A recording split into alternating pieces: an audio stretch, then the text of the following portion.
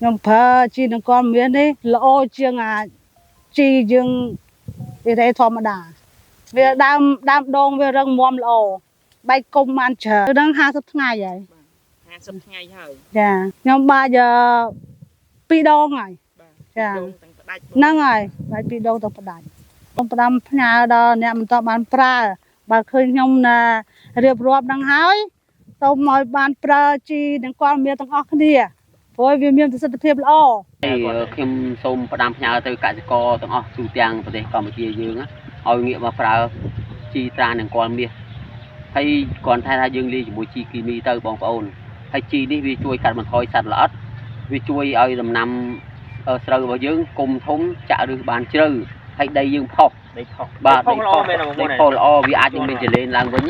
បាទហើយអ្វីសំខាន់គឺវាអត់មានសត្វល្អិតចូលតិចបាទហើយបើបងប្អូនចង់ឲ្យ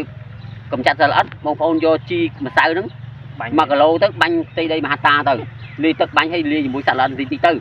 បាទហើយព្រោះជីវាជួយបដិញសត្វល្អិតជីហ្នឹងហើយសូមបងប្អូនកសិករប្រើជីហ្នឹងទៅពិតជាមិនខុសបំណងហើយតែវាជួយកាត់បន្ថយរបស់យើងច្រើនមែនទែនក្នុងការប្រើប្រាស់ជីវា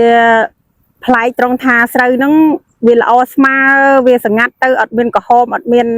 រោគអីចុះញ៉ៃញ៉ៃអីយើងបាញ់ថ្នាំពិបាកទេចាវាស្រួលប្រើហើយវាធន់នឹងស្រូវយើងវាធន់នឹងជំងឺចាមានជំនឿចិត្ត80 ទៅ 90% កសិករទាំងអស់ឲ្យជួយប្រើជីនង្គ័លមាសនេះហើយពិតជាមិនខកបំណងទេល្អបានស្រូវល្អពិតមែនចា